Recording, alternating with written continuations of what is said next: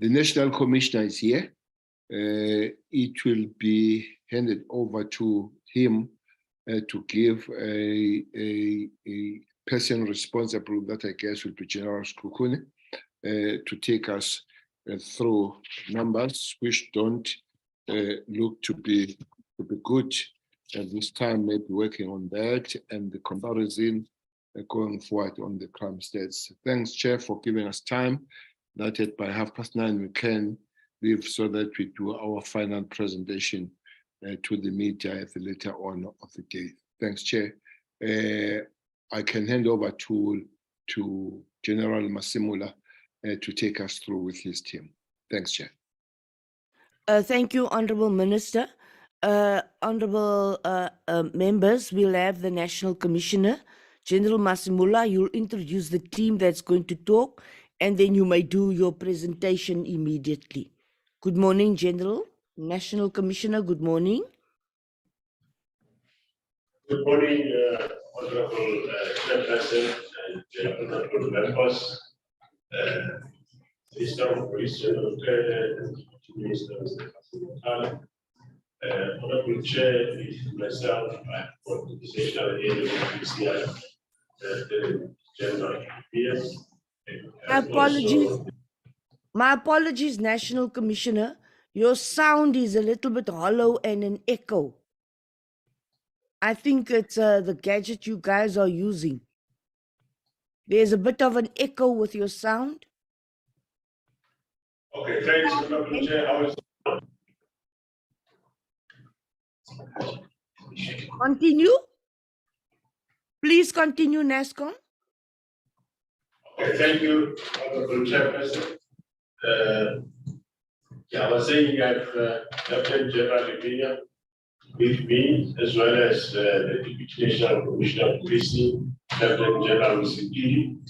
I have the provincial commissioners present, except Gauteng, who's on leave, and the operational divisional commissioners, the former detectives, and General Skukune will be taking us through the presentation, Honorable Chair. I will hand over to General Skukune to give us the facts of what are true, which, yes, doesn't do quite well, but we need to report to the society of South Africa. Thank you very much. General Skukune.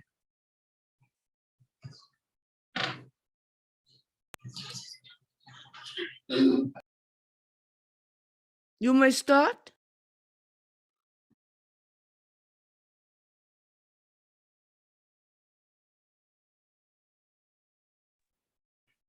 Good morning. Am I audible? Yes, your sound is a little bit better. You may start. Thanks, Honorable Chair, the Minister of Police, members of the Portfolio Committee, Minister of Police, the National Commissioner, and colleagues. I'll be taking you through the Q2 crime statistics covering the period from the 1st of July to September 2022. As is the norm, we normally start with this particular table where we show overall in terms of how we have, how the crime has been recorded. As one can see from this particular table, we are comparing a period whereby we were under level lockdown 4, 3, and 2, comparing it to a period whereby there were no lockdown restrictions. Then when you look at the picture that we normally present in table 1, we see that all the contact crimes have increased. The murder have increased by 841.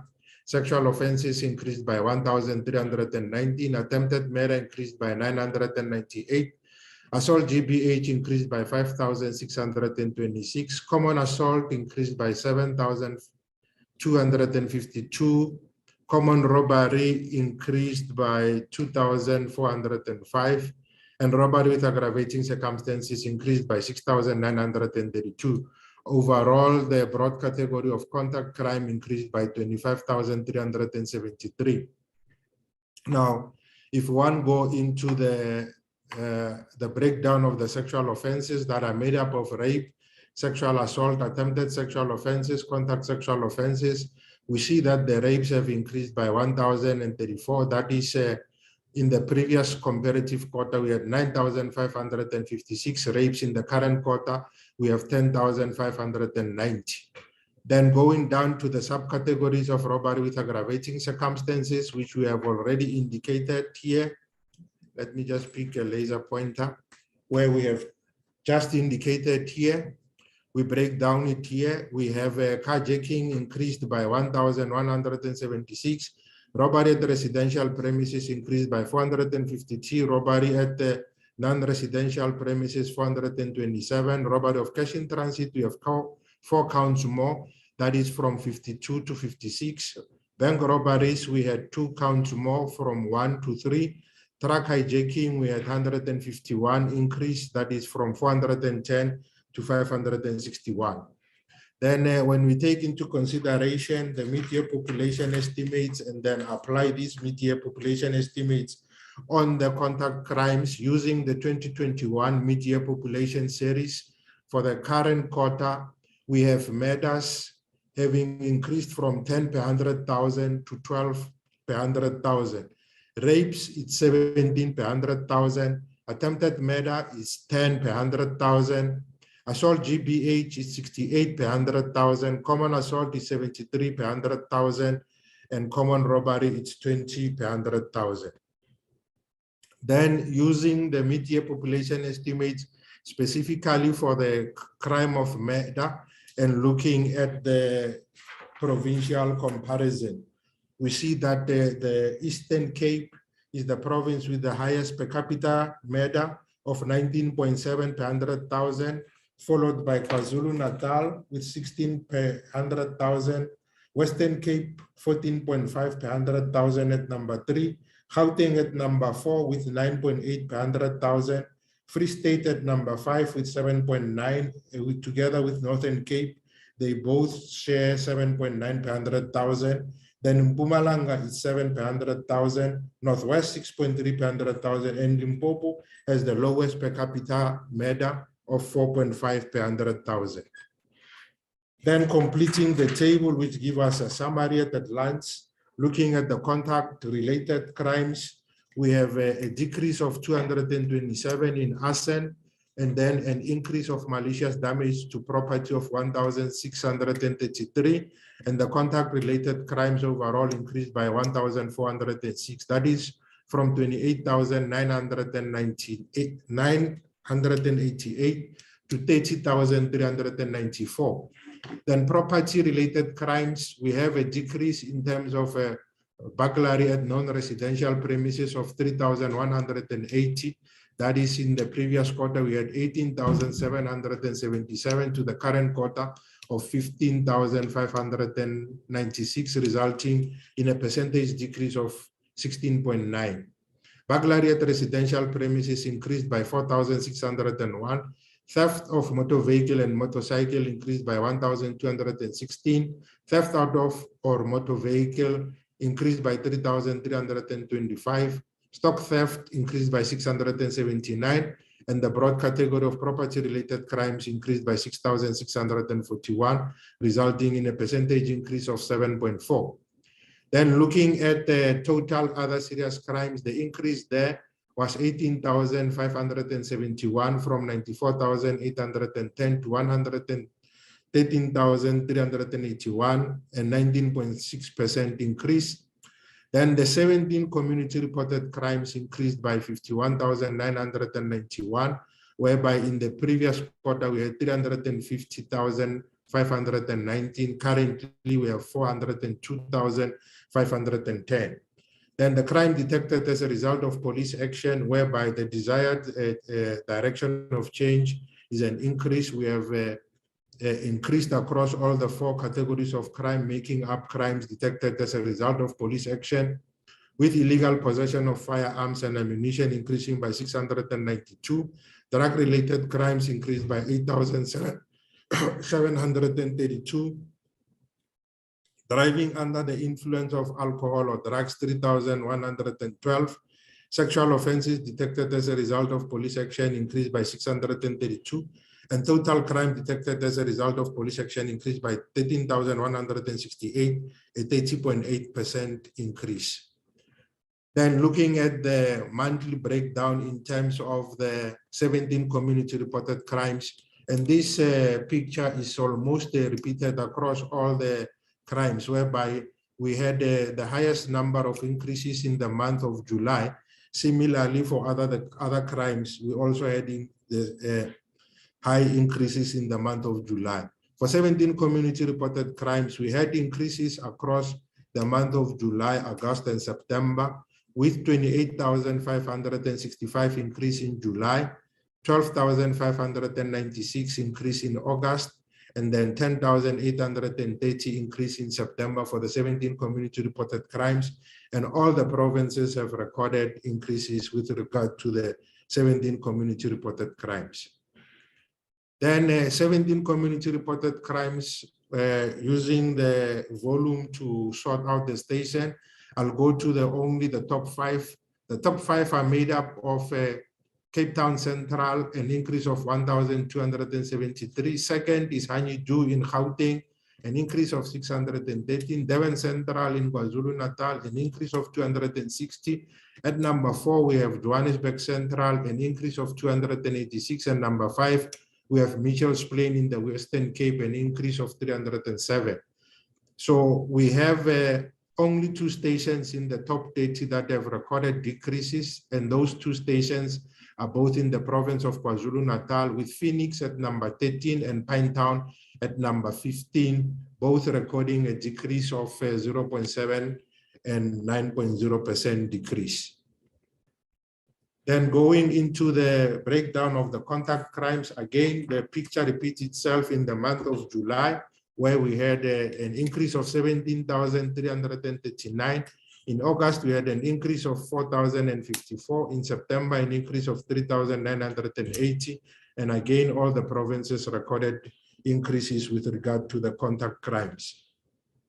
Then the top stations, I'll only go to the top 5 once again. We have Nyanga at number 1 with an increase of 154. They have recorded 1,077 contact crimes. Number 2, we have Johannesburg Central with an increase of 174. They have recorded 1,043. Mfuleni in the Western Cape at number 3 with 963 counts, an increase of 192. Temba in Gauteng with 955, an increase of 190. And number 5, Devon Central with 927, an increase of 344 counts. Then looking at the selected causative factors specifically for murder, attempted murder, and assault GBH, but for the purpose of this presentation, I'll only focus on the causative factors for the murder. We drawn a sample of 6,342. That is the sample from which we made this study. From 7,004 murders that had been reported, we managed to draw a sample of 6,342. And from that particular sample, when we looked at the causative factors of the murders, we found that the argument and misunderstanding was indicated as the highest causative factor of the murder, with 956 murders having resulted from such a causative factor. Second was mob justice or vigilantism with 528. Number 3 was robbery with 362. Retaliation or revenge, 348. Gang-related murders, 202, of which the bulk of these gang-related murders happened in the province of the Western Cape. 77 were attributed to during the commission of other crime, not robbery or rape. 69 of the murders were as a result of hijackings and attempts. 64 were taxi-related. 24 were murders of law enforcement and security guards in the line of duty, excluding police murders. 23 was intervention in an argument. Rape-related was 21, and then 17 of the murders were as a result of illicit mining. Then when we look at the places of occurrence, again from the same sample of 6,342, we found that most of the murders happened in a public place, either a street, open field, recreation center, park, beach, parking, and these were attributed to 3,039 murders. Then 1,645 of the murders happened at the residence of the perpetrator, including residents known by victims, perpetrator, family, and friends and neighbors. 320 of the murders happened in a taxi, a bus, or a car. 267 of the murders happened at liquor outlets. 96 happened at a tuck shop or spaza. 93 at a small holding. Business premises 71, public transport 68, 46 in a sea or river. Then we had 19 murders having happened at educational institutions. Dumping site is 18, and then the rest one can see from the particular slide. Then looking at the selected contact crimes against women and children. In the current quarter, we had 989 murders where women were the victim. That is an increase of 92, where in the previous quarter we had 897. Currently we have 989, an increase of 10.3. Attempted murders for women, we had 1,277 from 1,155, an increase of 122. Assault GBH were 13,701 from 11,824, an increase of 1,877. For the murders of children, that is both boys and girls, from the ages of 0 to 17-year-old, we had 315 murders of children, an increase of 28, a percentage change of 9.8. Attempted murders, we had 294, an increase of 11, and assault GBH, we had 1,895, an increase of 225. Then when looking at the murder over the 3 months period, again, the month of July was the month whereby the highest increases was recorded. For murder, this increase was 659. For August was 72. And for September was an increase of 110 in terms of the murder. And the only province that had recorded a decrease in terms of the murder was the province of Free State, with 20 bodies less when compared to the previous period. Overall, we had an increase of murder of 13.6%, or 841 bodies more when compared to the previous comparable period. Then the top stations in terms of murder, we had the first 2 stations for murder, both in the province of KwaZulu-Natal, that is Inanda and Umlazi, which have recorded 99 and 95 murders respectively. At number 3 and 4, we had stations in the Western Cape, that is Nyanga and Delft, which had reported 80 and 69 murders respectively.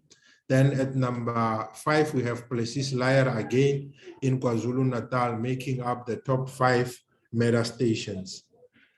Then looking at the provincial breakdown of the causative factors, which we have already touched on, we see that the province of the KwaZulu-Natal, again from the same sample of 6,342, was the one which had the most number of murders attributable to arguments, misunderstanding, and provocation, whereby they indicated that 298 of these murders were attributable to such causative factors. And then at number 2 was the Western Cape, with 176 of the murders attributable to arguments. Gauteng was number 3 with 141 murders, and then Eastern Cape with 127 of the murders attributable to arguments.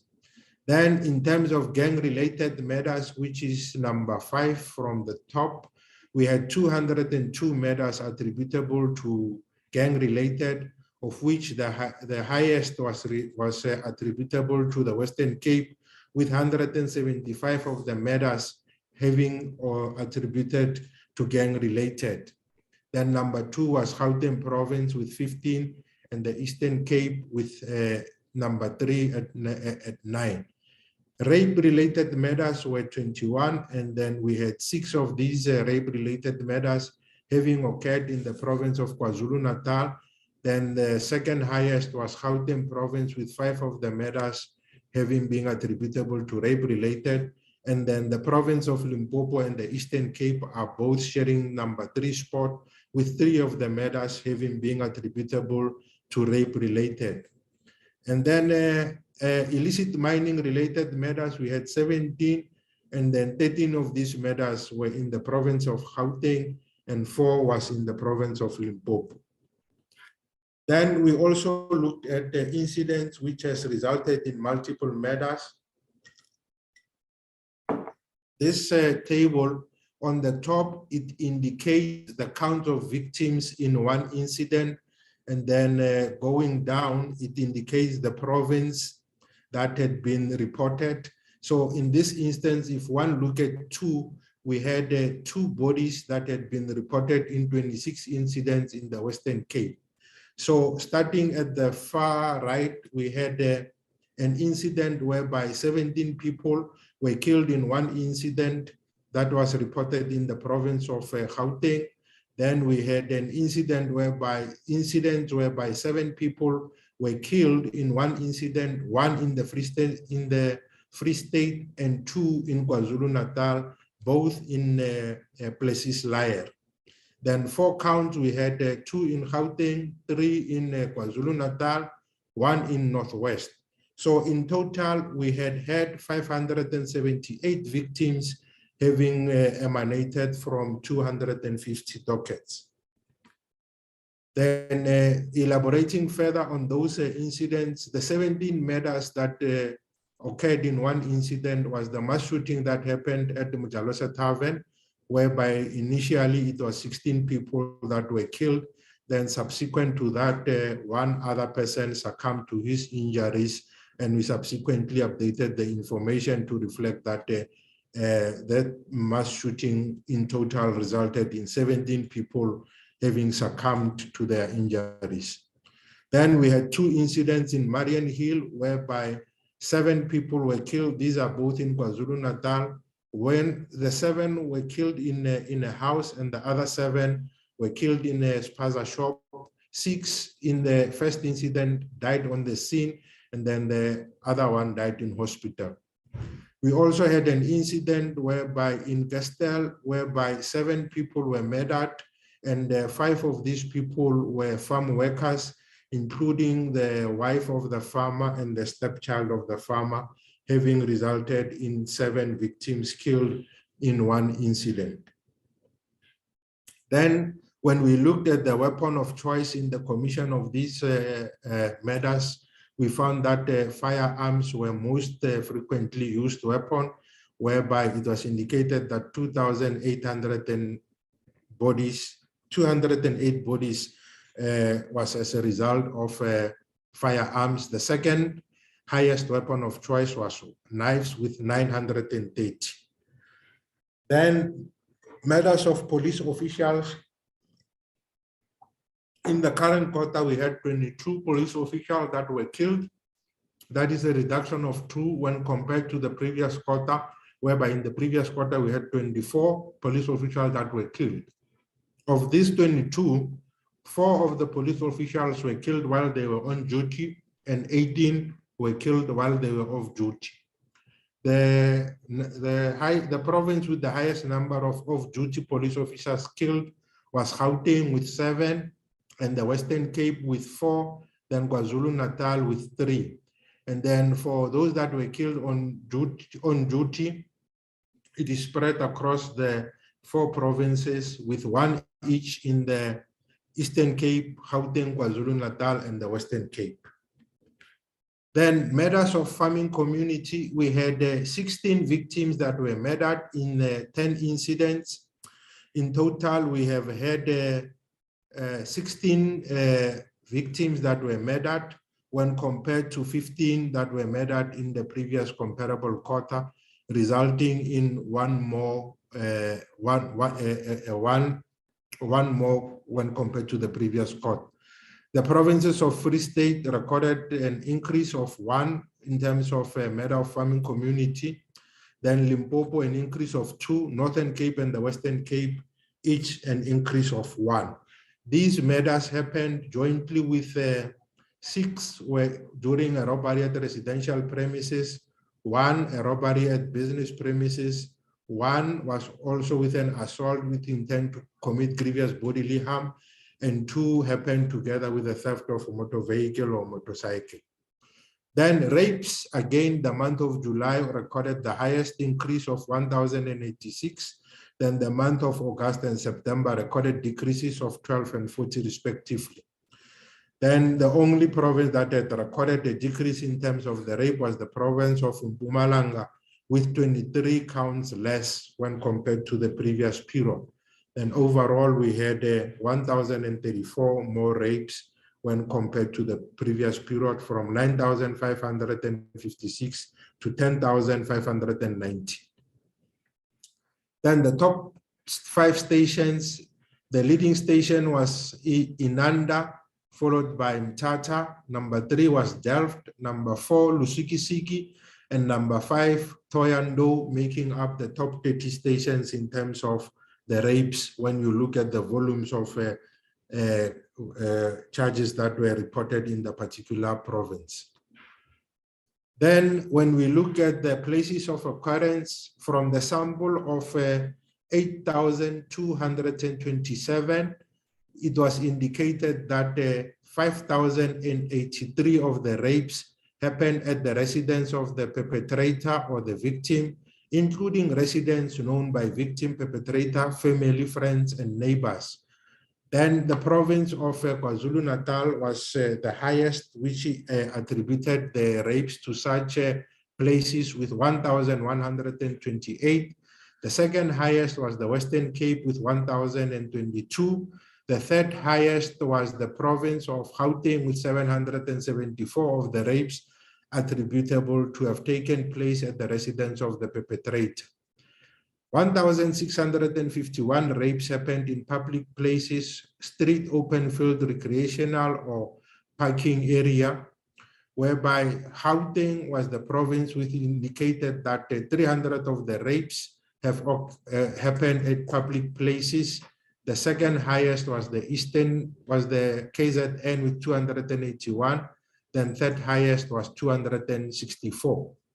We also had rapes that had happened at educational institutions, whereby 83 of these rapes have happened at educational institutions, whereby 19 of these rapes that happened at educational institution happened in the province of KwaZulu-Natal and 17 in the province of Gauteng. We also had rapes that had been indicated to have taken place in abandoned buildings. Then we have 69 of these rapes having happened in abandoned buildings, whereby 15 of these rapes happened in the province of Gauteng, 17 in the province of the Eastern Cape, and then the Western Cape had 10 of the rapes having been taken place at abandoned buildings. Liquor outlets where the rapes occurred, we have 65. Of these 65, 18 happened in the province of the Eastern Cape, then 11 in the province of KwaZulu-Natal, and 10 in the province of Limpopo. Then we looked at the contact crimes whereby it was indicated that liquor or drugs were used either during or before the crime was committed. We had 281 murders where it was indicated that the alcohol was used, and 21 of the murders whereby drugs were indicated to have been used. 1,520 rapes, it was indicated that alcohol was used, and 154 of the rapes, it was indicated that drugs were used. Then assault GBH, it was indicated that alcohol was used in 4,326 of these assault GBH, and 162 whereby drugs were used during the commission of assault GBH. Of incidents that have happened at a confirmed place where alcohol is being sold, We had 267 murders where it was confirmed that they happened at the tavern, shebeen, pub, bar, nightclub, etc. And 275 attempted murders having happened at these particular facilities. 65 of the rapes having taken place at taverns, shebeens, and clubs, and then assault GBH 3,100. Then again, when you look into the weapon of choice that were used in terms of the commission of crimes at the liquor outlets, again, the firearm was the most weapon used, whereby it was used in 133 of the murders, followed by knives with 65. Then looking at the murders and rape that had happened at educational premises, we had 19 murders having happened at schools. One thing that I need to clarify with regard to these murders that have happened at schools is the fact that we look at the school as the scene of the crime. It does not necessarily imply that the victim, all the victims or all the perpetrators were school-going children or vice versa. So in some instances, it might be that a person is dragged from the street into the schoolyard and then is murdered. Similarly, with the rapes, it does not necessarily imply that all these rapes were school-going children that had been raped. In some instances, when you look at the age of the victim, you find that it is maybe a 55-year-old woman, and the crime happened on a Saturday or Sunday, etc. So it clearly indicates that it does not imply that when we say that 67 of these rapes happened at school, we imply that all the victims or the perpetrators were students. Then we had 6 of the rapes having happened at the daycare, 5 at the special school, then 5 at the tertiary institutions. Then looking at the proxy for GBV, where we use domestic violence as a proxy, we had 239 of the murders having been attributable to domestic violence. Of course, one, when explains the domestic violence, it indicates whereby it was indicated that there was some kind of a domestic relationship between the perpetrator and the victim, either as an uncle, ex-husband, ex-boyfriend, uncle, brother, etc. That is what is being referred to in the domestic relationship. We had 239 of the murders attributable to people who had some kind of a domestic relationship. Of these victims, 130 were female and 109 were male. We also had 835 rapes that were as a result of domestic violence, whereby 793 of the victims were female and 42 were male. We also had assault GBH, which were attributable to domestic violence, whereby 6,662 of these whereby 4,698 of the victims were female and 1,964 of the victims were male. Then looking at the subcategories of robbery with aggravating circumstances, we had the trio crimes. Trio crimes is the sum total of robbery, robbery non-residential, and carjacking brought together and added to form the category of trio crimes. Again, in the month of July, we had the highest increase of 1,417. In August, we had an increase of 569. In September, we had an increase of 70, and all the provinces recorded increases for the trio crimes. Then the top 5 stations for trio crimes, they are led by Nyanga in the Western Cape, Plessis Liar at number 2, in KwaZulu-Natal, Tembisa at number 3, in Gauteng, Harare at number 4 in the Western Cape, Olivenhout Bosch at number 5, making up the top 5 true crime stations. And of these 5 stations, 2 have recorded decreases, that is Tembisa and Harare, decreases of 6 and 28 respectively, resulting in a percentage change of 10.6 and 17.4 respectively. Then carjacking, which is one of the crimes that make up the trio crimes. Again, in the month of July, we had an increase of 756. In August, we had an increase of 349. In September, an increase of 71.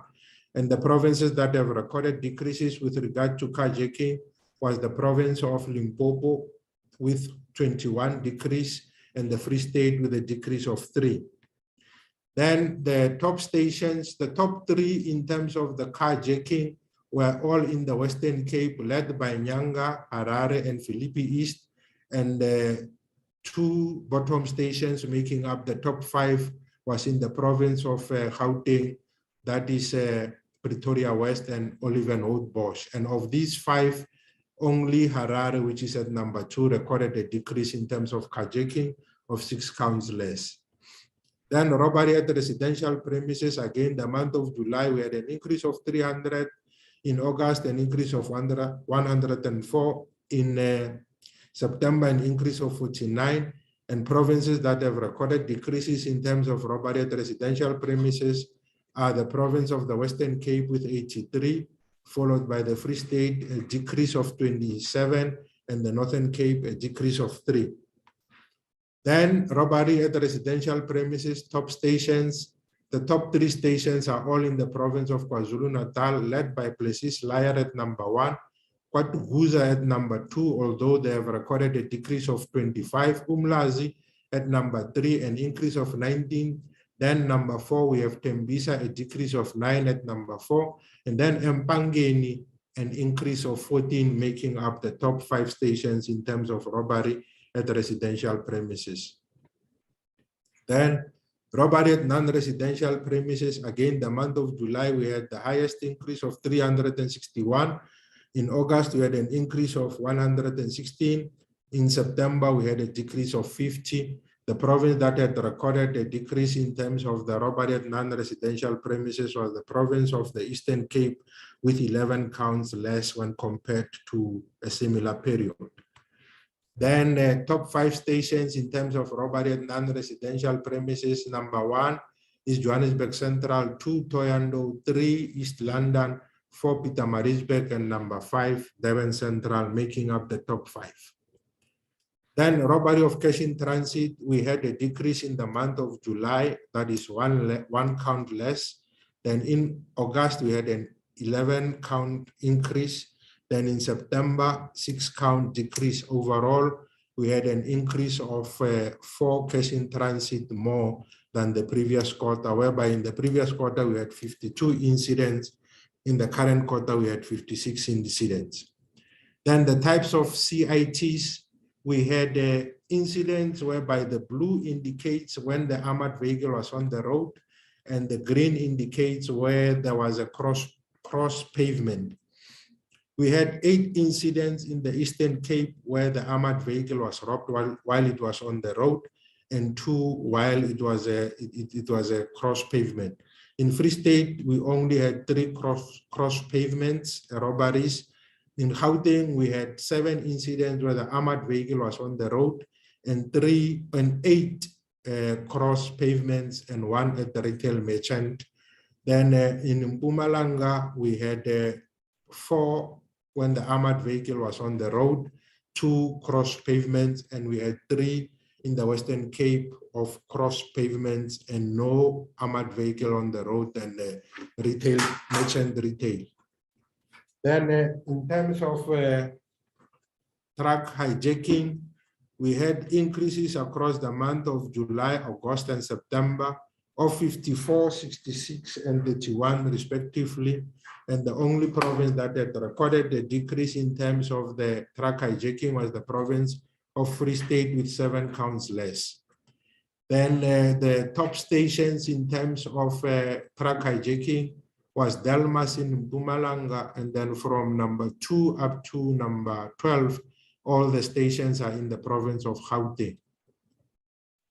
Then kidnapping, we had increases across all the months of July, August, and September of 801, 661, 566 for the 3 months of the current quarter. And all the provinces recorded increases with respect to the particular crime of kidnapping. Then the top stations, top 3 are from the province of Gauteng with Vosloorus, Johannesburg Central, and Tembisa, all in Gauteng. Number 4, Delmas in Mpumalanga, then number 5 in Midrand, making up the top 5. Then from a sample of cases that we had managed to draw a sample from, we had 3,648 sample size, whereby we could establish that the causative factors for these particular kidnappings were mostly attributable to hijacking related, whereby 1,408 were attributable to hijacking related, and the province with the highest hijacking related kidnappings was the province of Gauteng with 1,048. The second highest was Mpumalanga, was KZN with 153, then Mpumalanga with 88. Robbery related hijack kidnappings, we had 639, of which 289 were attributable to Gauteng province. Second was KZN with 142. Rape-related kidnappings, we had 331, whereby 122 were attributable to the province of KwaZulu-Natal and 92 to the province of Gauteng. We also had 235 taxi-related kidnappings, whereby 155 were attributable to the province of Gauteng and 62 in KwaZulu-Natal. Domestic-related kidnappings, we had 125, of which 36 of these domestic-related kidnappings we were in the province of Gauteng and 34 in the province of KwaZulu-Natal. We also had extortion-related kidnappings, whereby from that particular sample of 3,648, 31 were attributable to extortion, and most of these were in the province of Gauteng, with 19 attributable to the crime of extortion, and then the second highest was the Western Cape with 6.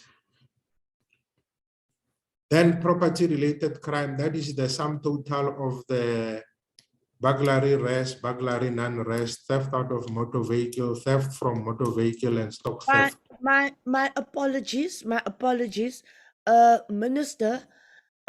Your team is really giving a detailed presentation. We sent it to members. I saw they're nearly close to done. But remember, the members still want to interact with the presentation. My apologies, National Commissioner. You may continue. All right, thanks, Honorable Chair. Then these are the increases that we have recorded in the month of July, August, and September for property-related crimes. Then these are the stations for property-related crimes. Number 1 was Cape Town Central, 2 Rustenburg, 3 Haniju, 4 Park Road, 5 Stellenbosch, making up the top 5 property-related crimes. Then in terms of stock theft, we had increases across the month of July, August, and September, 236 in July, 385 in August, and 58 in September. And all the provinces recorded increases across the crime of stock theft. Then the top stations were in the Eastern Cape, Kumbu, Kulu at number 1 and number 2, Utrecht at number 3, Sulenkama and Mthatha again in the Eastern Cape, making up the top 5.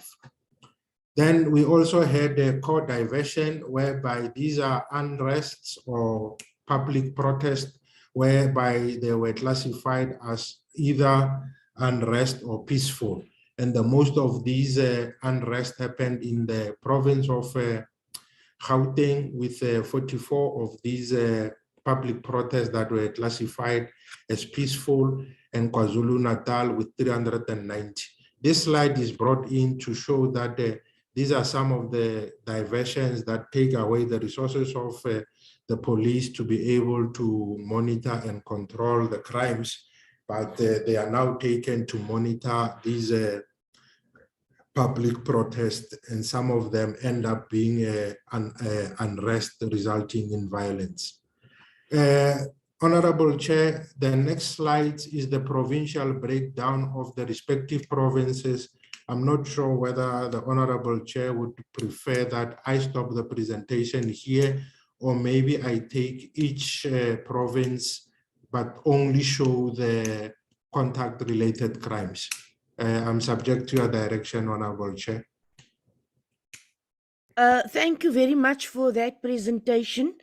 I'm going to request that members do present their questions, comments, and additions. But before we do that, Honorable Minister, you have an opportunity now. Chairperson, you have given us until 9:30. I think we can squeeze maybe 15 to 30 minutes extra as members wish to interact. So that we don't spend much time on that, we let the interaction. But there are some few things, Chairperson. One thing that we have noticed, we've got 2 bad months in a year. Either it would be on calendar or the year of financial, that is July and January. I think we have analyzed January very well, as you would look at the previous presentation that include January on the last quarter. I think we have had some answers on January. July, we're still on its analysis. We're finding how we respond on the July. That's one, Chair. Secondly, Chair, the visibility has become a big issue in terms of policing. As we all know, the numbers of the police in the Republic of South Africa, especially the warm bodies, which we believe whatever happens, as it will happen come December, releasing those numbers will have to give us a little bit extra impetus and extra enhanced power or energy of dealing with those matters. Thirdly, the question of women and children is worrying, Chairperson.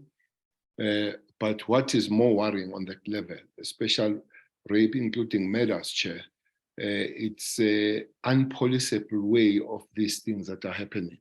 I'm sure you did see on the rapes that almost more than 50% now, absolutely more than 50% of rapes happen in the houses of the people that are supposed to be safe in those particular houses. That also includes the murder, Chair, including the murder of women, including the murder of children. Though we're not defining all of them individually, but we surely have seen the increase of the children that die in the hands of their parents, including what has happened as we attended Eastern Cape yesterday and 2 days ago on both the murder of the 7 people, which is relatively is involvement of relatives, but also 4 children that were buried there, which was not for the first time now that these murders by mothers or the relatives, close relatives of those children are increasing. Those are the comments, Chairperson, that what I want to make without taking much time. And then we send it back to you to lead us on terms of interaction. Thanks, Chair. Thank you very much, Honorable Minister, Honorable Deputy Minister, and some other members have also joined us. Good morning and welcome. Honorable Minister and National Minister and the National Commissioner. The overall increase, I think it's about 14.8% in your presentation in reported crime is a serious concern. More so, the significant increases recorded in all subcategories of contact crime and aggravated robbery. As you said, the only categories that decreased are arson and burglary at non-residential premises. It is very clear that liquor is having a direct and large impact on rape and assault GBH. The escalation of an altercation from common assault to serious assault to attempted murder and ultimately to murder must be examined. I think we need to determine where the escalation of violence at assault can be stopped before it becomes murder. That is not always possible for the police, but it is a concern. As you said in your presentation, the leading causative factor in murder and attempted murder and assault remains arguments and misunderstandings. The concern I have is that the second leading causative factor for murder is vigilantism or mob justice. Again, the leading place for murder and attempted murder remains in public places, whereas GBH remains in the residence of the perpetrator or the victim. Again, we have to look at the firearms and how firearms are used mostly often to commit murder. Knives, you mentioned knives. Before I do allow other members to speak, we cannot accept that despite the significant resources we are dedicating towards protecting women and children, the picture has become increasingly bleak. Sexual offenses are increasing. Between July and September 2022, 13,283, if that is your correct number that I noted, sexual offenses were reported, of which 10,590 were rapes. So in 90 days, close to 11,000 rapes were committed, which this time now indicates that 120 rapes happened every day over this period. Violence towards women show a significant increase in the second quarter as it did in the first quarter. So from the first quarter to the second quarter, we now have a 10.3% increase in murder, 10.6% increase in attempted murder, 15.9% increase in assault GBH. We have consistently spoken about our society, the social, psychological, and economic challenges which we have in our country.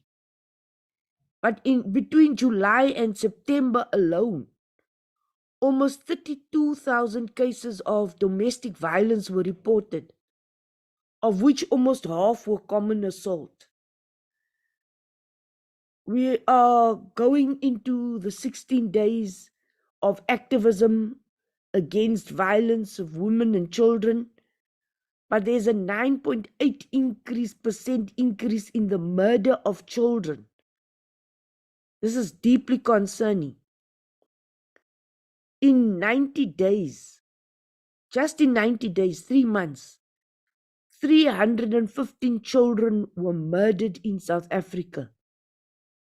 90 days, 3 months, it means 100 children on average would be murdered every day. 100 children would be murdered per month. 100 children murdered per month in our country.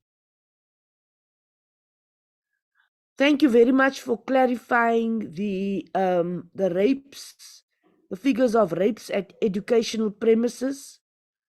It is very clear that our society must change. We have to change our perception in addressing interpersonal violence. When now everything is becomes the responsibility of SAPS. The vast majority of violent crimes are committed as a result of misunderstandings and arguments inside private residences. It is clear that police or SAPS is not the only answer, as our minister has repeatedly said. Other more difficult questions need to be asked of ourselves. These questions must be researched if we are ever to live in a less violent society. I'm going to make more comments later. Minister, I got the figure of 4,000, more than 4,000 cases of kidnapping were reported between July and September, which is an increase of over 100%. So the majority of kidnappings are hijacking, robbery, and rape related. We'll go to the provincial statistics. But Minister, the Northern Cape, you know, we are from the Northern Cape. I'm from the Northern Cape, had an increase of 21.1% crime. Is this because previously the numbers were low? And because I know that if one murder happens in the Northern Cape, it's an increase of 100%. I don't want you to respond directly, Minister. We'll give you an opportunity to respond later. I'll note the hands of the members and take the hands of the members before we continue. Honorable Groenewald, I've noted your hand. I'm taking more hands. Honorable members, Whitfield, Meshu, Ter Blanche, Sheikh Imam. In that order, you may start, Honorable Groenewald, then Whitfield, Meshu, Ter Blanche, Sheikh Imam, and then Siabi. Thank you, Honorable Chair, the honorable members. Good morning, everybody. Chairperson, I want to start by saying that I question the correctness of the crime statistics given to us. And I will also say why I say that. I don't see this as a true reflection of the crime situation in South Africa. Firstly, Chairperson, we saw earlier in this year on the report of the Auditor General pointing out specifics that there's a discrepancy between the statistics, certain crime statistics given by the police and what has been produced from different police stations. So even the Auditor General questioned the correctness of it. Now, Chairperson, firstly, I also want to say that if you look, for instance, at farm murders, then it says that there were actually 16 cases of farm murders. And I use this example, and that's also my question, to say that I question the correctness of the statistics. For instance, that on slide number 19, it says there were 7 people murdered at the farm during a house robbery in KZN, 7. But though, if you look at the murders of farming community on slide 22, it says in KZN, there was only 1 murder for 22-23. So it's quite clear that the 7 murders that's been stated here is not included in the farm murders. So, Chairperson, I would like to have an explanation on that. Furthermore, Chairperson, on the farm murders, I've asked previously that we also get the statistics on the farm attacks, the number of farm attacks. It was agreed that it will be given, but it is not given. So I don't know how many times we're going to have meetings where undertakings has been given, but then it just not materialized. Another reason, Chairperson, why I say that I question the crime statistics, and I want to put it very clear. I know we are aware of the fact that Statistics South Africa are looking at the figures and everything, but that's not the problem. The problem comes in where people and victims go to police stations reporting crimes, and many crimes are not even registered. People don't even get a case number. That is the one thing. The other thing is that I think there's a huge problem between the reporting from the station level to, say, the province or national. It's not a correct reflection. A month or what ago, I asked the Minister for Police in Parliament on the number of robberies at police stations.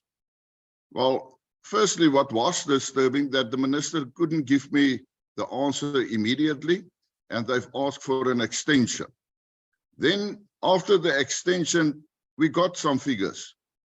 But then the official answer from the Minister is that in the year 21-22, the financial year, there were no robberies at any police station.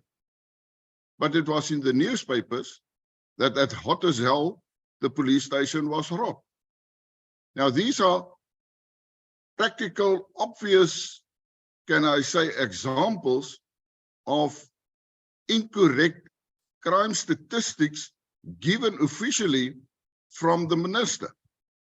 I've asked a follow-up question, but I didn't get the answer.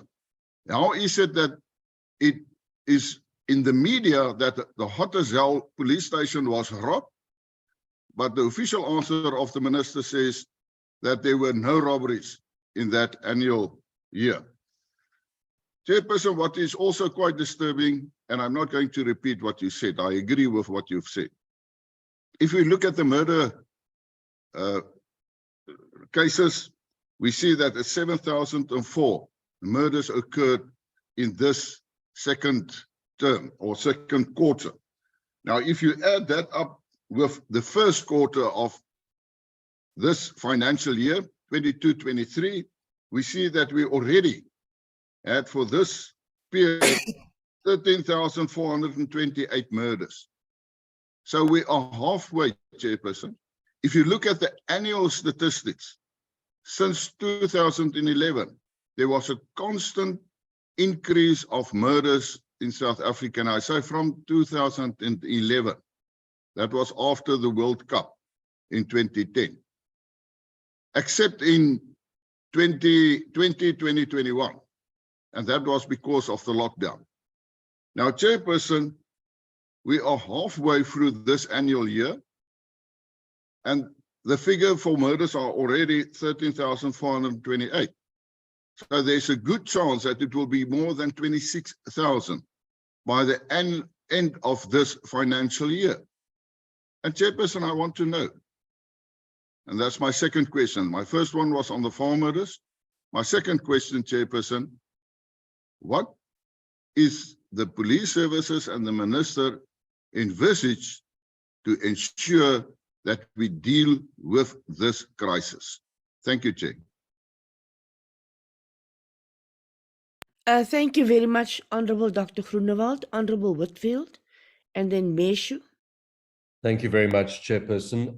Chairperson, Honorable Groenewald has touched on a number of inconsistencies which are verifiable both from the Auditor General and anecdotal evidence that is in the public domain. I think that most South Africans would say that this is not an accurate reflection of the crime situation, based purely on the fact that most South Africans know that crime is underreported. Nonetheless, these are the statistics to which we must refer. And as you've indicated, Chairperson, it is very clear that the South African government and all of its relevant departments, not just the police, but all of its relevant departments, are failing to contain the social dysfunctionality, which is one of the root causes of crime, and the police themselves are becoming overwhelmed by criminals who are brazenly attacking police stations, killing police officers, and operating with impunity. Now, how does this environment occur? This environment occurs, Chairperson, because we don't get accurate figures. We don't have a trust relationship where we don't trust the information provided to us from the minister. And a case in point is the DNA backlog.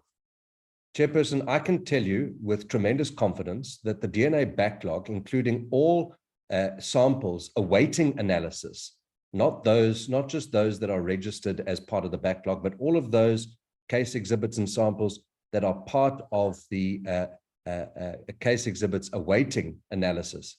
If you combine the backlog figures that we've been given by the minister with those numbers, it's much closer to 200,000. Now, I cannot understand why in parliamentary questions and in committee meetings, we can't just be given a holistic view, an honest view of the situation, because I believe that that must be our starting point. I also believe, Chairperson, that this committee has a duty to hold the minister and the National Police Commissioner accountable for the implementation of recommendations from panel of experts. We have a number of recommendations, including from the white paper on policing in 2016, which have not been implemented.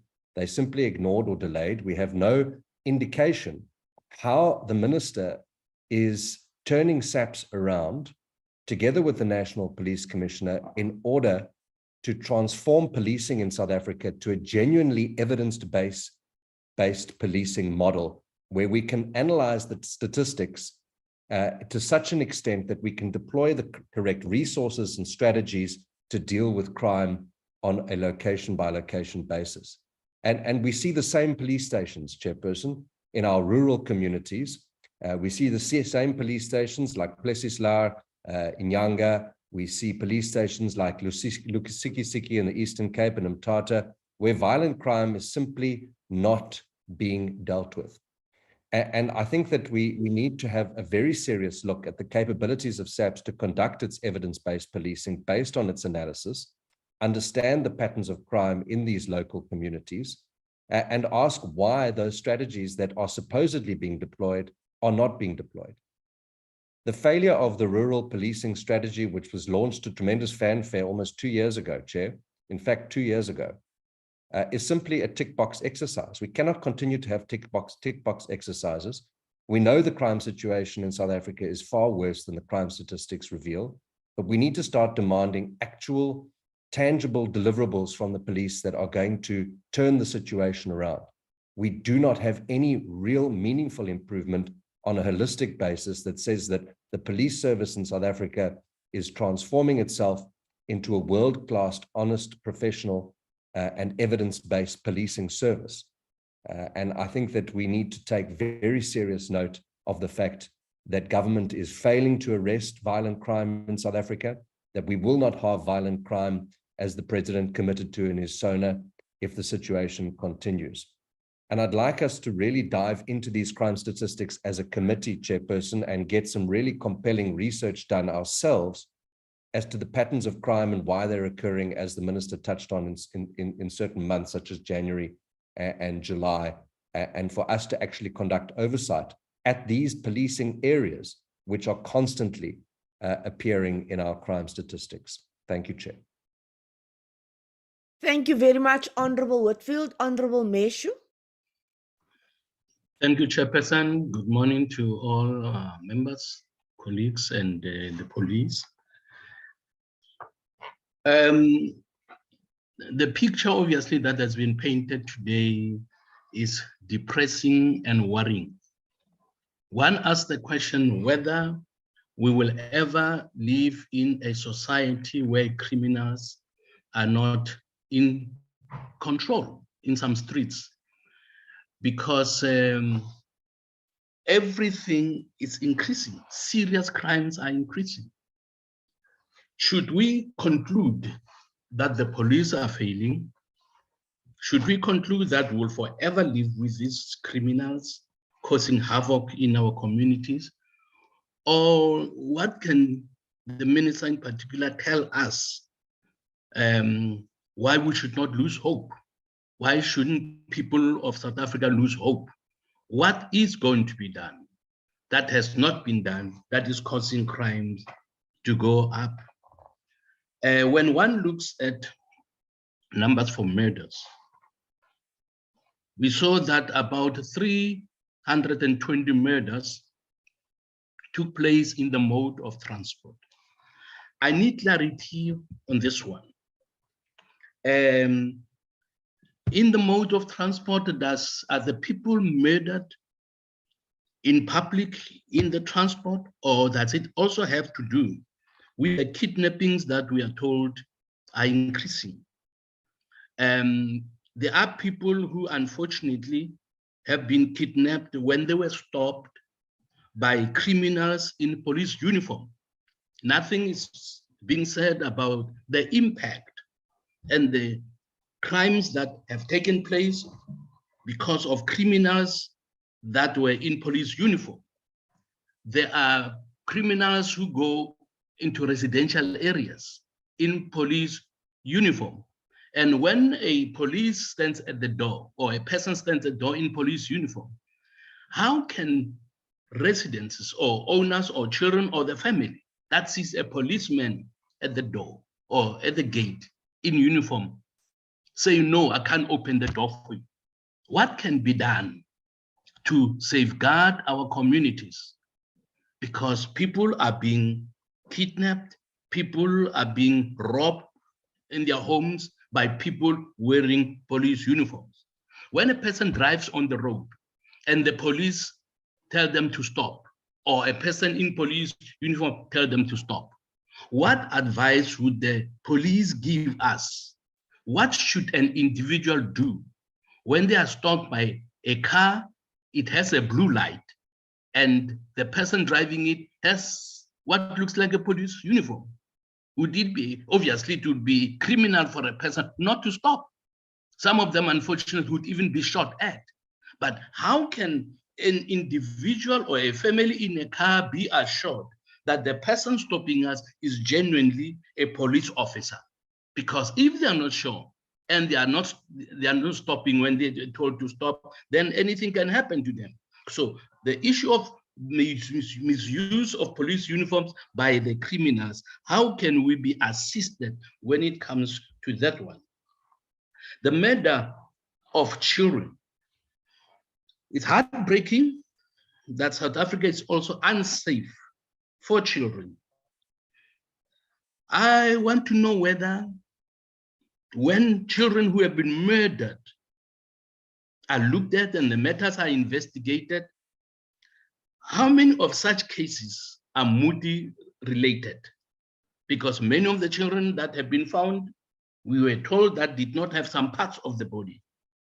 Of this 319 estimate of children that have been murdered, how many were, or how many their murders were related to Muti, the use of Muti and the harvesting of their body parts? Now, when it comes to the issue of rape, we saw a slide where alcohol had a role to play. Some women were raped because the rapist was under the influence of liquor.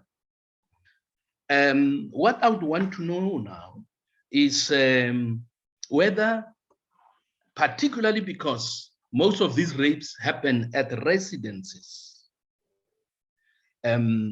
what happened behind closed doors? Has that anything to do, or is pornography also playing a role? We know that liquor plays a role. So I want to know whether, particularly those that happen in residences, behind closed doors, whether pornography is playing any role. When the police do this investigation, do they ask such questions? And if not, I'm going to request that they start asking questions.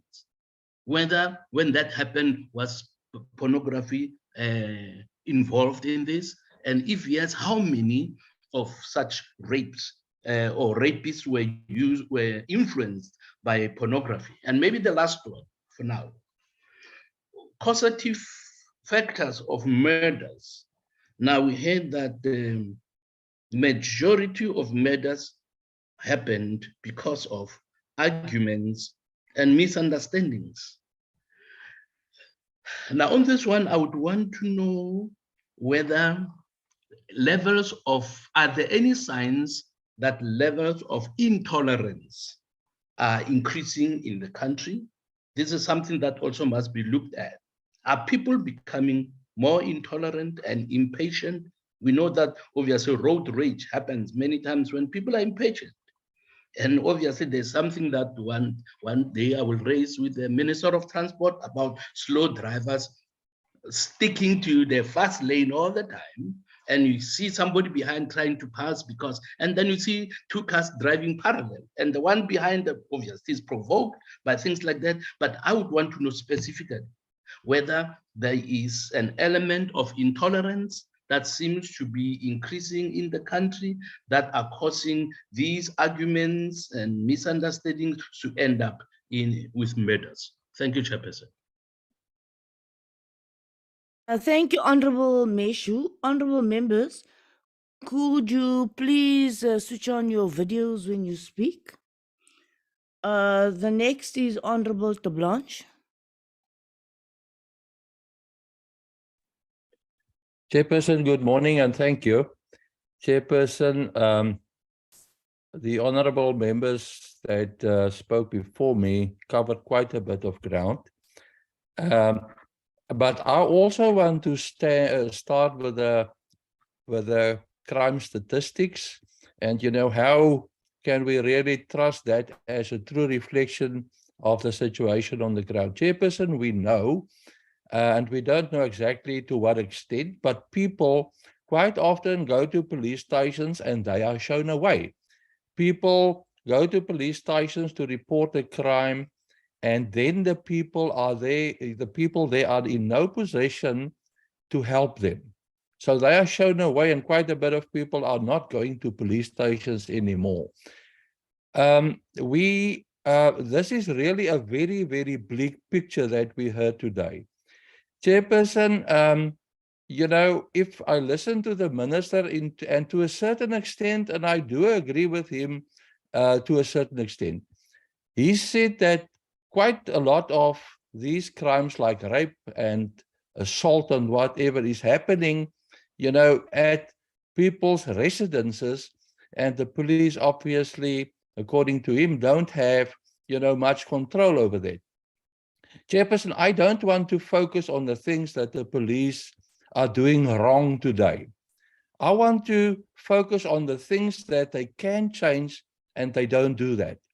The Honorable Whitfield already mentioned the issue about the DNA. This is something that they can do something about. And we are still battling with backlogs DNA, and we're just going to get to the point where that is settled and where that will assist to solve crimes. Chairperson, the very, very bad performance of the detective service, the detection rate, that is something that the police can solve. They need to train their people, they need to equip their people, and they need to ensure that the investigation will be done properly. Then obviously that will be a deterrent for criminals. That is not happening. Chairperson, then again, we are still battling with a firearm register. That is something that the police can also do something about. And they don't manage to be able to get that under control. The crimes in all areas increased. And Chairperson, what we have heard here is apparently, well, the police can do nothing about it. But what is concerning, and now I must be very careful because I'm blaming that I've been blamed that I'm making sweeping statements. But here's another one. Chairperson, you know, the police itself has become a crime syndicate. People are buying themselves, you know, to be appointed as police officials. That is what we are hearing, is that they need to pay bribes to be able to be let into the police. Then we have learned, and I'm going to choose my words here correctly again, is that gangs penetrated the police. So how can the police be trusted? I'm not surprised about this performance. Chairperson, we cannot tolerate that people are giving us statistics that is not reliable.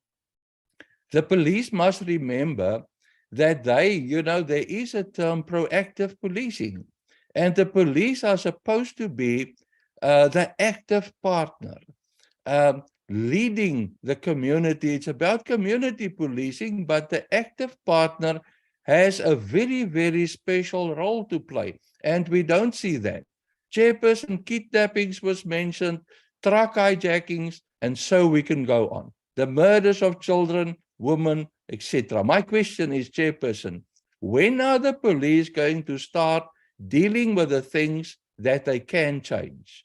The police need to change their policing style. I've mentioned that many a time. The policing style that is currently employed by the police is outdated. They need to move to modern policing. And apparently they don't know what it's about. Chairperson, really, I am very concerned, and we cannot accept this dismal performance. Thank you, Chairperson. Thank you, Honorable Blanche. Honorable Sheikh Imam. Yeah, thank you, Chairperson, and thank you for the presentation. I think I'm going to sound like a stuck record, Chairperson. Let us, I think, for once at least admit that we've lost the war on crime in South Africa. The performance of the last 3 months tells us very clearly, Chairperson, that no matter what we are going to do, unless we bring a holistic approach to dealing with the large or high levels of crime in South Africa, we are doomed. It's time that we make a concerted effort to take back our country. Really, I can tell you what our people go through on this is psychologically draining on our people, Chairperson. Now, I must agree that I think it is underreported, but more importantly, many people are not reporting. That's how little faith they now have in the police. You know, I've asked this before, Chairperson, and I want to ask again. And the problem we have in government as a whole, they all work in silos. Nobody is willing to work together. There are many departments, in my understanding, that should come together, pull some of the budget together to deal with the root causes of crime in South Africa, but they're not willing to do that. And until you do that, you are going to continue getting a rise until such time you will not be able to live a normal life in this abnormal society that we're talking about. I'm not surprised with the statistics that we've just been given, Chairperson. Now, when I say this, what I mean is, what is the root causes of this high levels of crime in South Africa? Why does it exist? Where is it coming from? How are we going to clamp down on it from grassroots level? And that is why I ask again the question, when will South African police services, together with basic education, together with all the other role players, start introducing some programs starting at school level at grassroots to identify problem children or children coming from dysfunctional families so that we could deploy social workers to these homes, pick up these problem areas, deal with it then and there, rather than allowing these children to become criminals at a later stage in their life. No child, no criminal or murderer or rapist are born murderers and rapists. We need to ask ourselves, what is giving rise to the situation? High levels of unemployment, poor living conditions, availability of drugs and alcohol, teenage pregnancy, 91,000 children giving birth to children. These are some of the root causes, Chairperson. But we're not addressing the root cause. I said again, and I want to say, go and put another 200,000 police officers on the ground. It's not going to solve the problem. It's not going to solve the problem. Let's get to the root cause of the problem. When have we ever seen police officers stopping and searching people on the streets? So many crimes are just being committed just by people carrying weapons, knives and things. I'm on the street so often that I never ever see police. Let's stop and search. Nothing is going on. You know, I was having dinner with somebody the other day, and do you know what he said to me, Chairperson? Do you know at this point, police station, I can get anything done. I can get anybody released at any time. That is how high the levels of crime and corruption is in some of our police stations as well. I mean, there are police that are working together with syndicates. Now, when you ask yourselves, when we talk about police linked to gangs, there could be different reasons for it. Is it because of fear? We all are saying it's corruption. Is it not fear? Is it because they don't get adequate protection from police, from themselves, that they now collude with, because of the fear of their lives, that they are colluding with criminals and gangsters and things? We need to get to the bottom of it and find out, what is it? Are you not getting paid enough? Your life is in danger? Are you threatened because others are corrupt? Tell us what it is. Maybe these are some of the things we need to find out. So even police officers are not born corrupt. Some of them become corrupt. And why do they become corrupt? And there could be various reasons for it. I don't know what effect cannabis is having now that, you are allowed to smoke it and grow it and things. But I want the police to take cognizance of the fact that the Thailand, which has now allowed it, has got a massive problem as far as crime is concerned as a result of cannabis. So that's something that is coming. And I think you need to look at that as well. Look at the scant respect and or regards that people have today for our law enforcement. Just look at it. They attack the police station. They attack our police officers willy-nilly as they want to. And very little or nothing happens. Look at the criminal justice system. Police are arresting the people in 2 hours, they're out already. It's not helping the cause. That is why I talk about a holistic approach to these things. So I want to tell you, Chairperson, there's no point in me going into a whole lot of these things. We were expecting this. We can expect worse than this in the months to come and the years to come, unless we go and deal with the problem of crime from its grassroots level.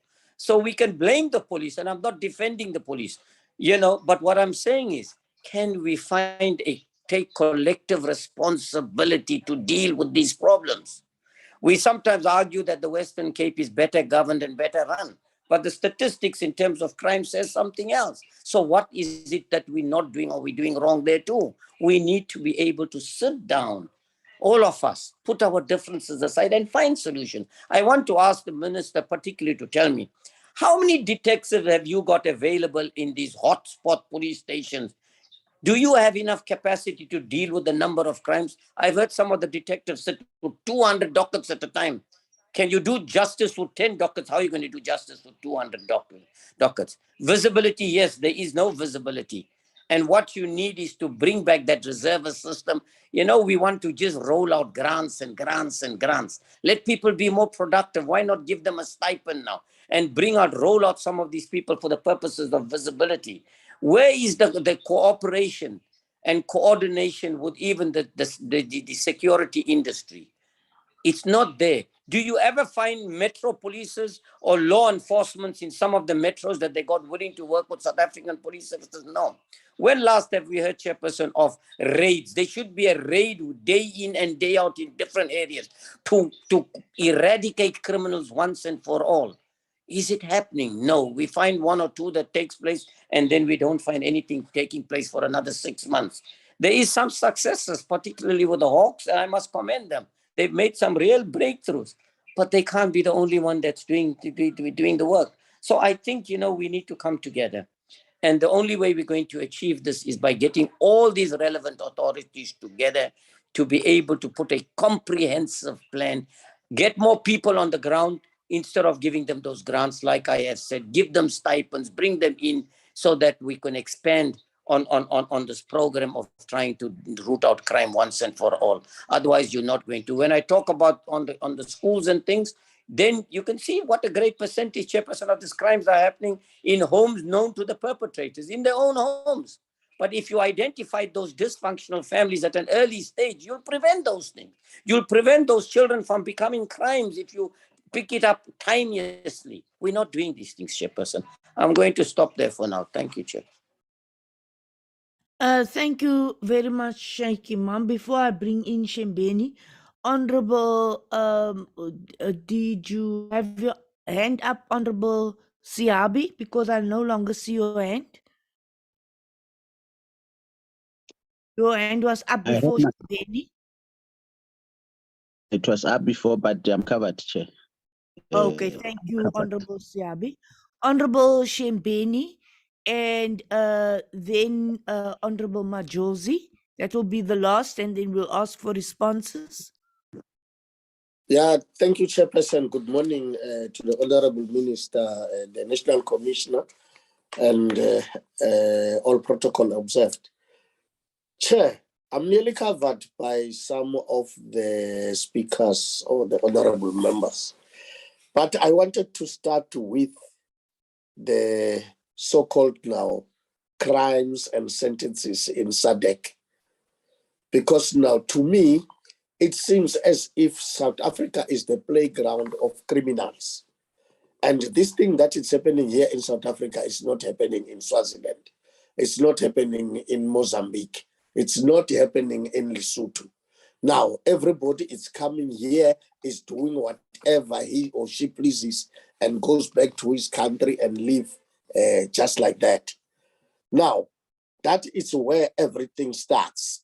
We must have, I think, a holistic approach must be taken whereby sentencing, if murder in Mozambique, if the sentence is life, then in South Africa, it must be the same. And then that goes to our constitution, because it seems as if our constitution accommodates every Tom, Dick, and Harry from any country to come here and play as if we are Mickey Mouses here. There is no respect of police officers in South Africa. And this is not happening in our neighboring countries.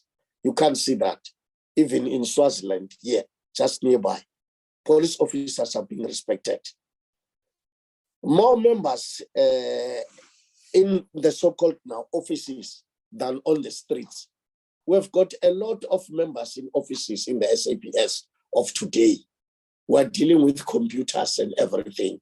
Rather than to have members on the streets, we are having members in offices. That must be dealt away with. That is number 3. Now, what is being done to motivate the detectives? Nothing. As Honorable Sheikh Imam was saying, you can't find a police officer or a detective with 200 dockets.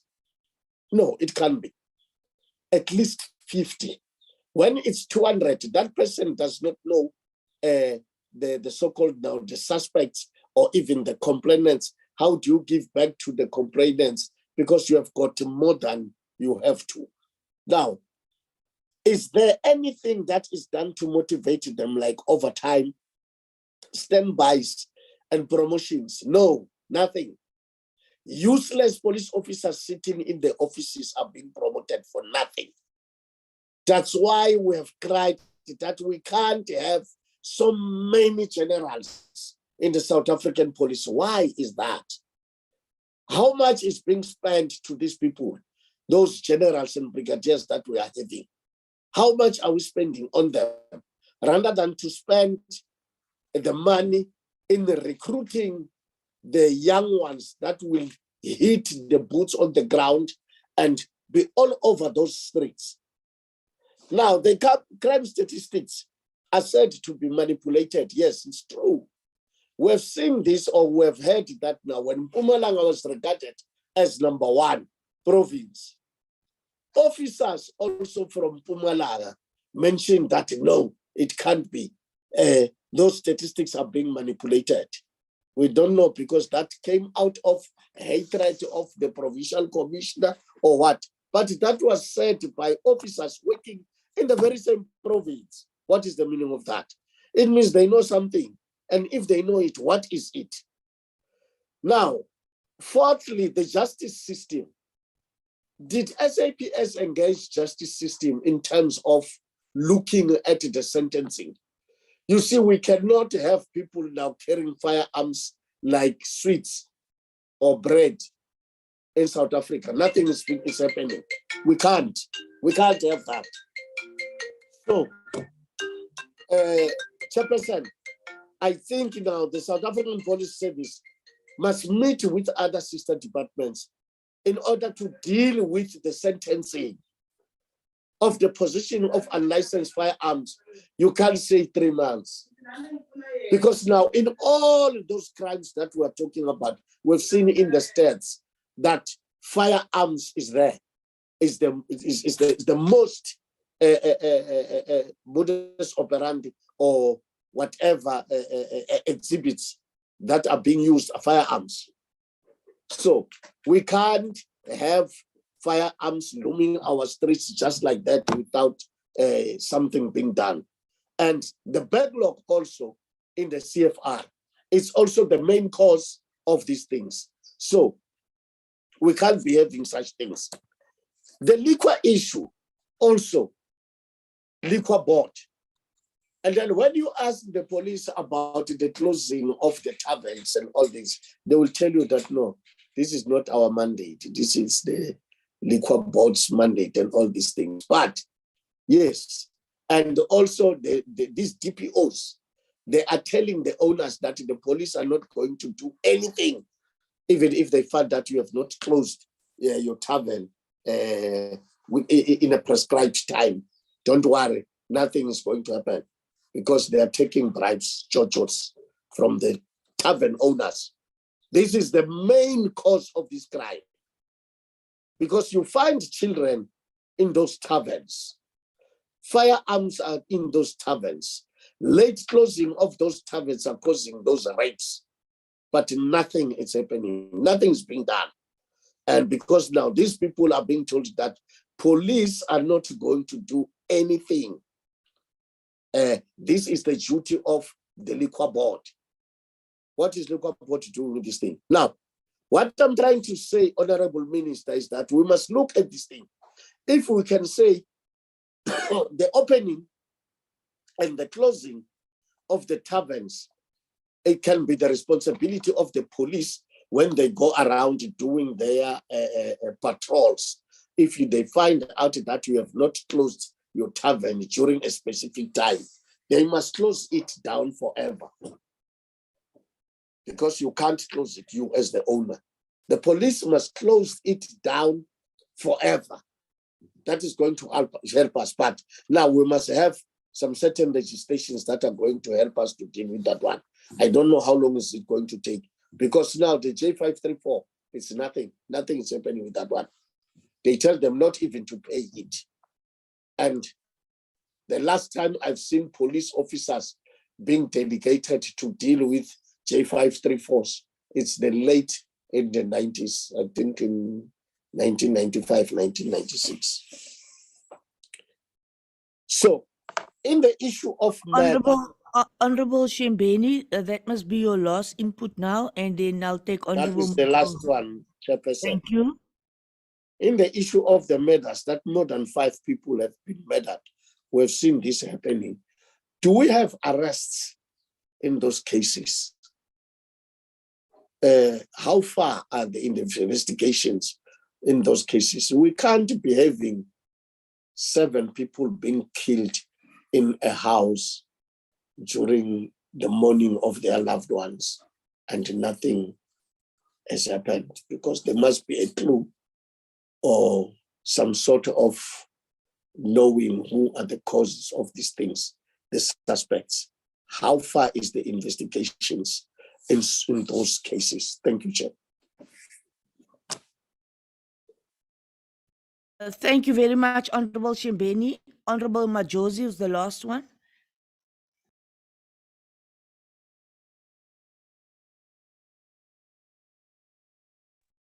Chairperson, Yes, I can hear you. Oh, thank you, Chair.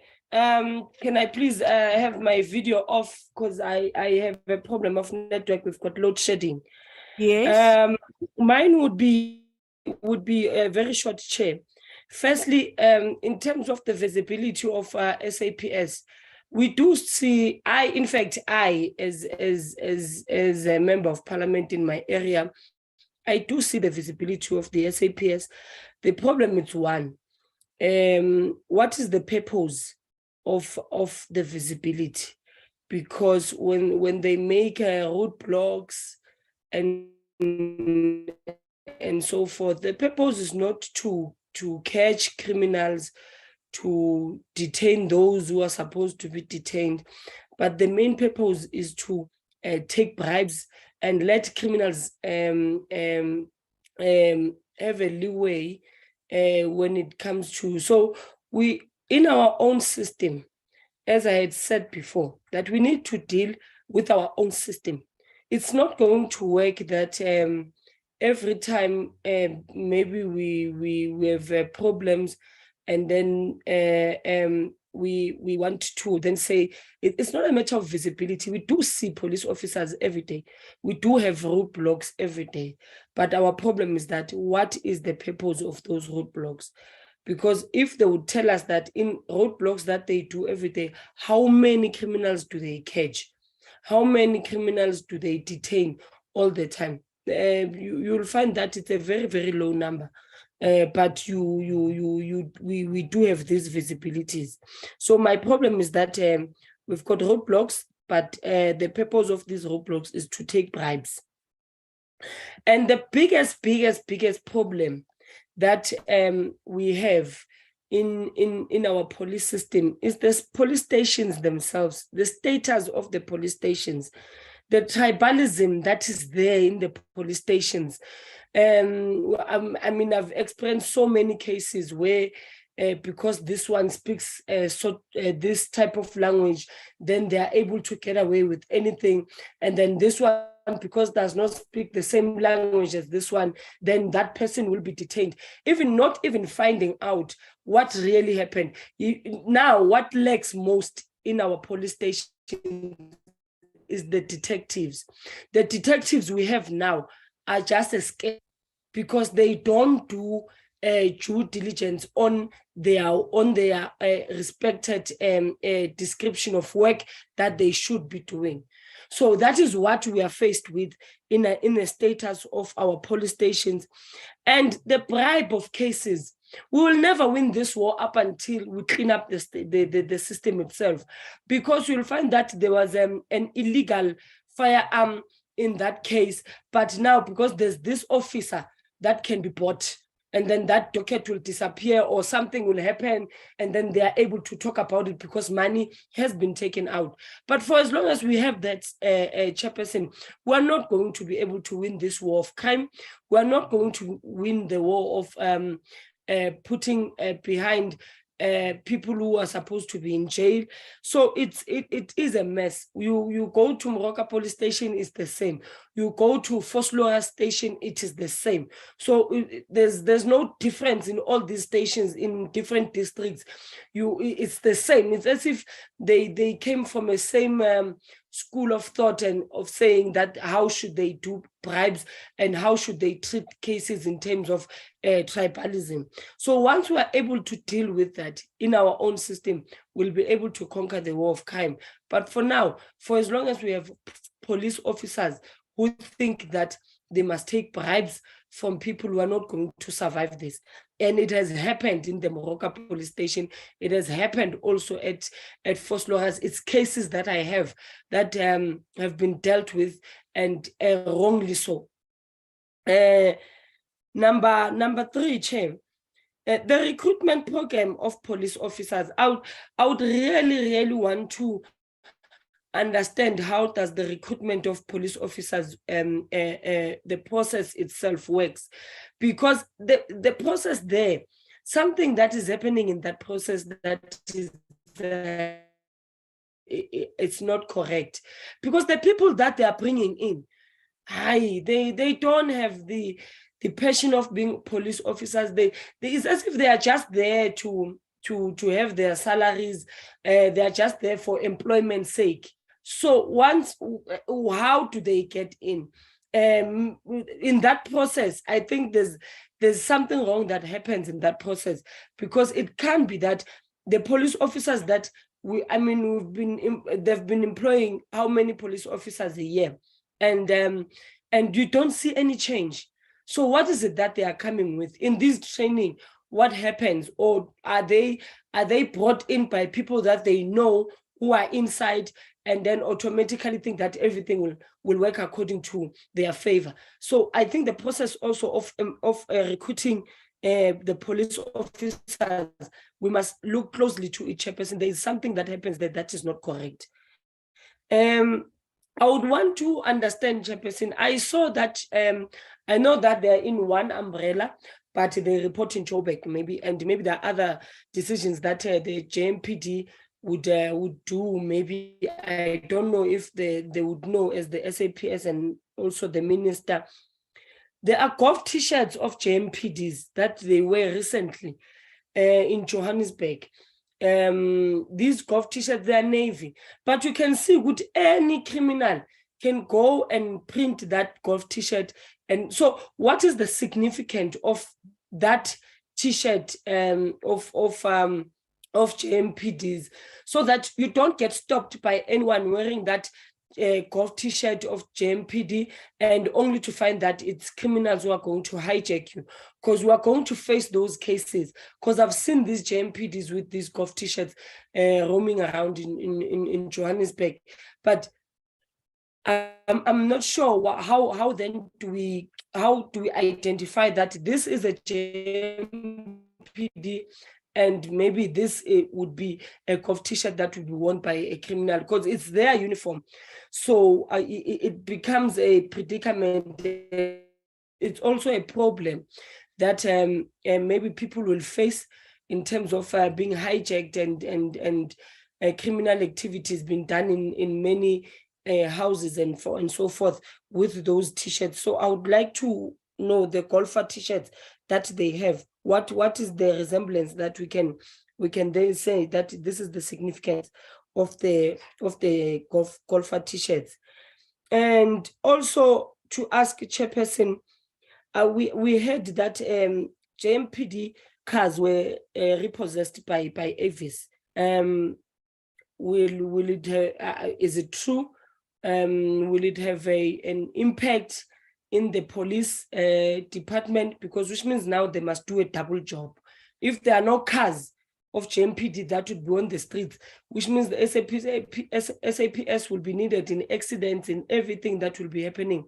It will be the SAPS in Johannesburg that will be doing that. So I just need those two clarities, but also to emphasize that it is our system. Once we can get hold of our system, everything will work out fine, because we've got police officers who believe that taking a bribe is a good thing. Thanks, Chair. Thank you very much, honorable members.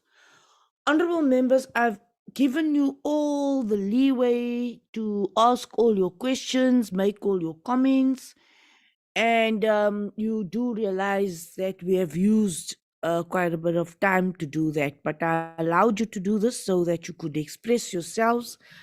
We have had instances where we had a follow-up meeting to discuss the crime stats, you know that.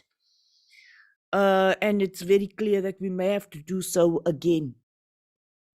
We have 10 minutes before we release the minister and his team. We then still need to do the approval of the minutes. I allowed us to do that last. Honorable Majosi, kindly please also remember that JMPD doesn't fall under the minister, but under the province. We are going to give the minister an opportunity to speak and then call them in to respond. Obviously, they're not going to be able to respond today, but they are not going to be allowed to respond in writing. They'll come back to the committee to respond. This coming Friday would be the approval of the joint oversight visit reports. So we'll be calling them again to the committee to respond. It won't be this Friday. These responses in writing only go to individual members, and I think that these responses are required for the entire committee. Honorable Minister, you can allow the National Commissioner to speak first, or you could speak. Honorable Chairperson, Minister, you're yes, not expected to respond to all the questions. Chairperson, good morning again, together with the members. Chairperson, can we marry with your last statement to say, let's come back for further discussions and be able to interact with members? Because from our side, as members put things, I believe that there is a lot of clarification that should be made on some matters. But Chair, I think there are 1 or 2 points.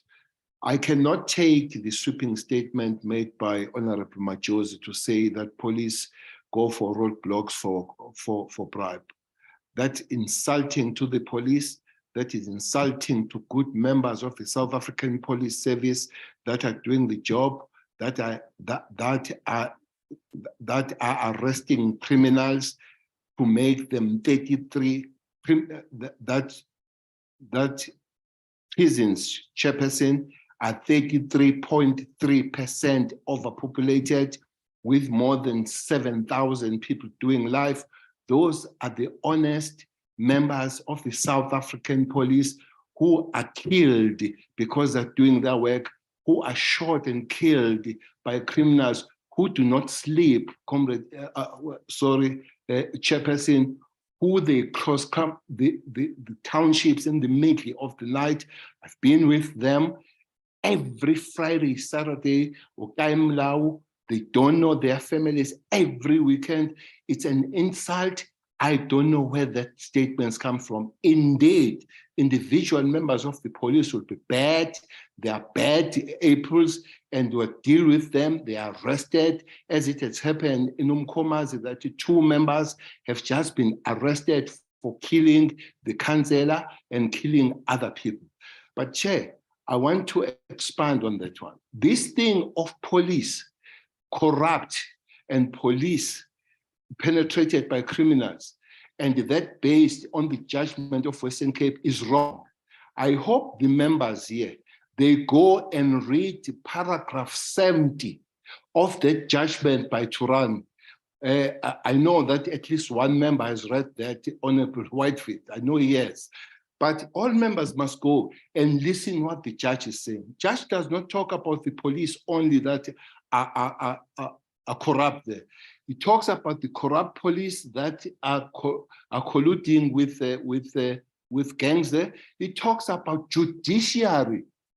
Turan never left judiciary. He talks about courts. He talks about prosecution that have been all of them penetrated by gangsterism. So I would request members to be bad and hard on police where they are, and to be kind where the police are doing the work, and not just to blast the police as if it's only the police that are in there. I'm not able to respond to many others, but I'm not going to leave this one hanging. It's insulting, it's insensitive. Police are bad, few of them, and many members of the South African police are doing work honestly, protecting and serving indeed. That's why there are people that are, many of them, thousands and thousands, almost more than 144,000 of people are in prison because they are sent by this police. I will take exception on the sweeping statement to say police go. Otherwise, we don't have to have these roadblocks. And these roadblocks are working, especially in some few provinces, Gauteng, every weekend without fail. And please, while we are hard, while we're doing our work, and we should not really put the police on the level where they're not. Chairperson, we'll come back on this one. Others of these things would agree with members, others we don't. For instance, on the question of DNA, I beg to differ. with the members as they put it. I don't have a problem discussing and debating that and all other things. Question of Falam, things have been implemented, Chairperson. There are matters there. The question of states and its trust with, I differ with members. One is there to listen, take the evidence from members, correct where we're supposed to correct, but also the members be given the methodologies.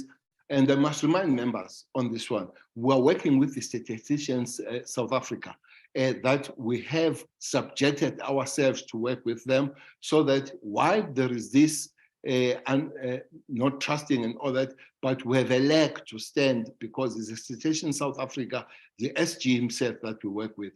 There are issues raised by the AG. We are listening to those issues, we'll respond to.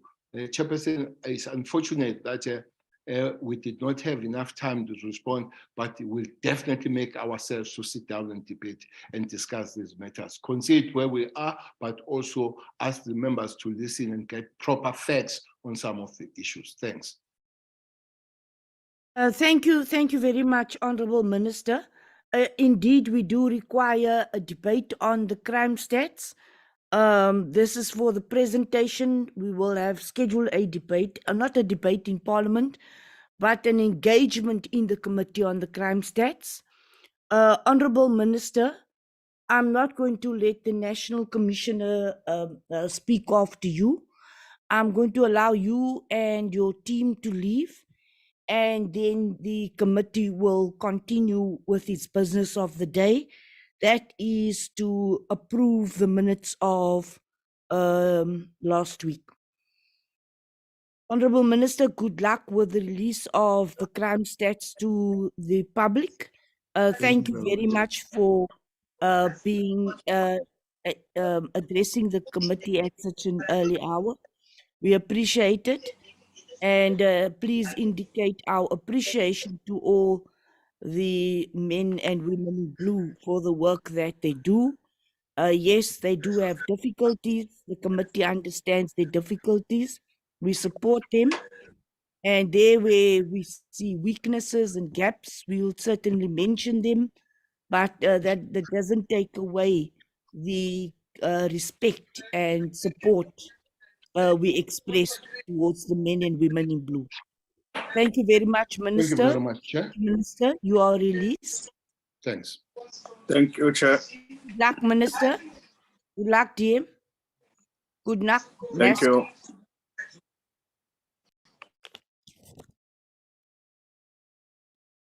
Honorable members. Honorable members.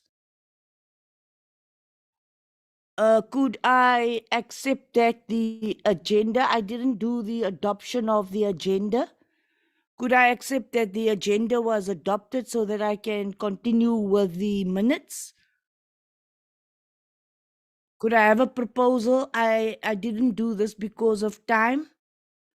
Good morning, Chair. Good morning, everyone on the platform. I would like to propose for the adoption, Chair. Thank you very much. Could I now have the seconder?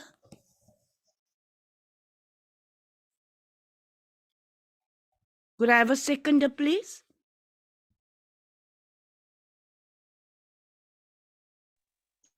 I second, Chair. Thank you, Honorable Siabi, the whip. We are now going to consider the minutes of 2 meetings we've had. Honorable Meshu, you have your hand up. You have indicated that you're going to leave.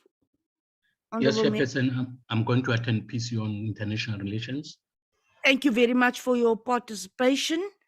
You are allowed to leave. We now have the minutes of the 16th of November.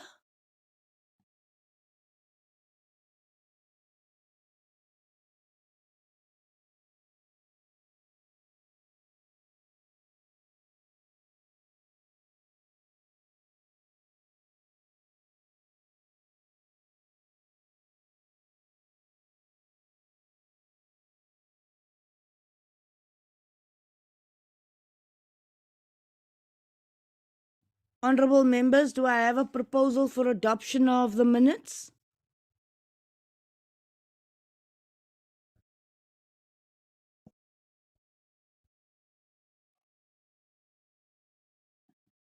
I'm waiting for a proposal for the adoption of the minutes. Honorable Linda, good Linda morning, Moss. Chairperson. Thank you. I propose to adopt it, Chair. Thank you, Honorable Moss. Do I have a Yeah. seconder?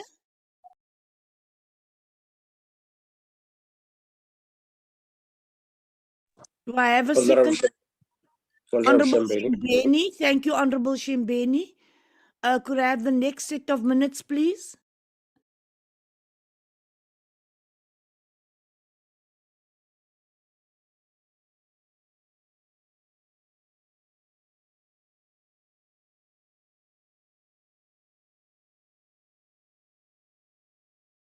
You can scroll. Thanks.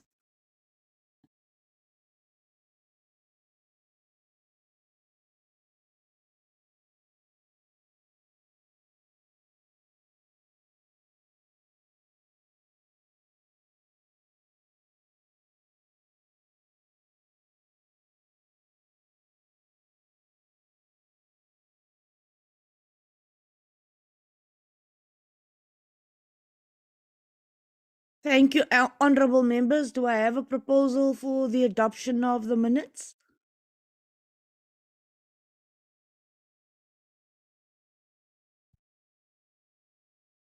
Honorable members? Good morning, Chair. Peacock proposed for the adoption. Thank you, Honorable Peacock. Do I have a seconder?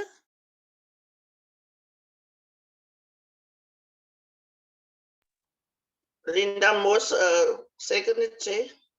Thank you, Honorable Moss. Could I get an indication from Nicolette and Babalwa if there's any other further matters we need to attend to? Nicolette? Good morning, Chair. Good morning, honorable members. From my side, Chair, I think we all addressed all the issues. Babalwa?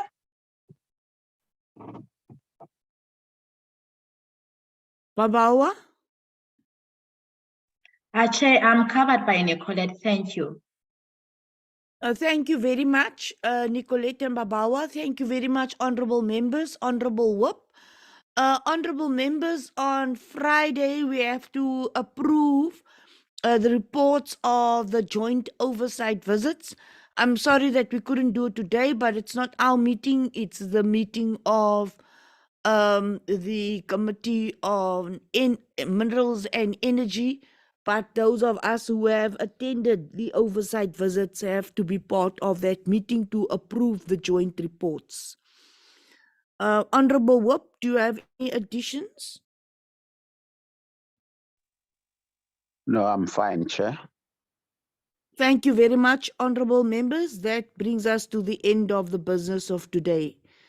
The meeting is now over and adjourned. Thank you. Thank you. Bye, Chair. Bye-bye, Majosi. I saw your message on the DNA. Yes.